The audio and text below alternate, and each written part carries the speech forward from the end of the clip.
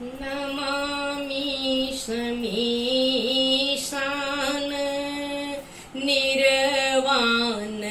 निर्वाणरूपं विभुं व्यापकं ब्रह्म वेदस्वरूपं नमामि समीशान निर्वाणरूपं विभुं व्यापकं ब्रह्म वेदस्वरूपं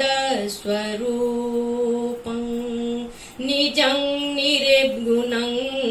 निर्विकल्पं निरीहं चिदाकाशमाकाश वासं भजेऽहं निराकार मोकार मूलं तुरीयं गिराज्ञान गोतीत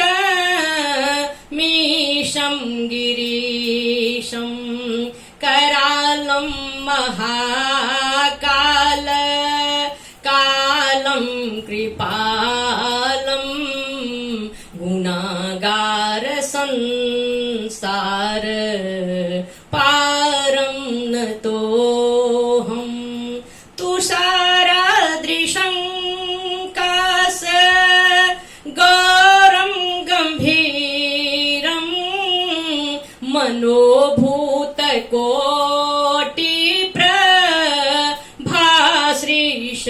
मनोभूतकोटिप्रभाश्रीशरीरम् आस्फूर्णमौली कल्लोलनी चारुगङ्गा लसद्भालबालेन्दो कण्ठे भुजङ्गा चलत् कुण्डलं भ्रूसु नेत्रं विशालं प्रसन्नाननं नीलकण्ठं दयालुं मृगाधीशचरमं वरं मुण्डमालं प्रियं शङ्करं सर्वनाथं भजामि प्रचण्डं प्रकीर्षं प्रगलभं परेशं अखण्डं अजं भानु कोटिप्रकाशं त्रयशूलनिरमूल नं शूलपाणिं भजेऽहं भवानी पतिं भावगम्यं कलातीत कल्याण कल्पान्तकारी सदा सज्जनानन्द दाता पुरारी चिदानन्द सन्दोह मोहापहारी प्रसीद प्रसीद प्रभो मन्मथारी नयावत् उमानाथ पादारविन्दं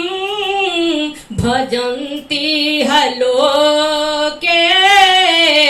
परे वानरानं न तावत् सुखं शान्ति सन्तापनाशं प्रसीद प्रभो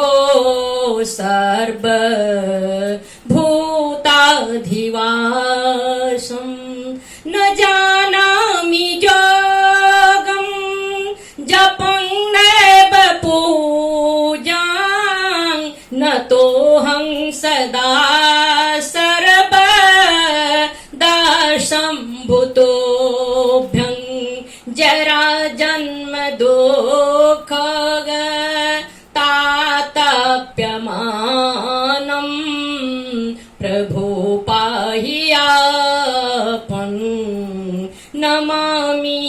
शम्भो नमामि समीशान निर्वाण रूपं विभुं व्यापकं ब्रह्म वेदस्वरूपं रुद्राष्टकमिदं प्रोक्तं विप्रेण हरतोऽसये ये पठन्ति नरा भक्त्या तेषां शम्भु प्रसीदति सुनि बिनती सर्वज्ञ शिव देखि विप्र अनुराग पुनि मंदिर न भवानी भई द्विज बर मांगु जो प्रसन्न प्रभु मौ पर नाथ दीन पर नेहु निज पद भक्ति दे प्रभु पुनि दूसर बर देहु तब माया बस जीव जड़ो संतत फिरई भूलान तेहि पर क्रोध न करिए प्रभु कृपा सिंधु भगवान शंकर दीन दयाल अब यही पर हो कृपालु साप अनुग्रह होई जही नाथ थोरही काल सियावर रामचंद्र की जय उमापति महादेव की जय पवन सुत हनुमान की जय।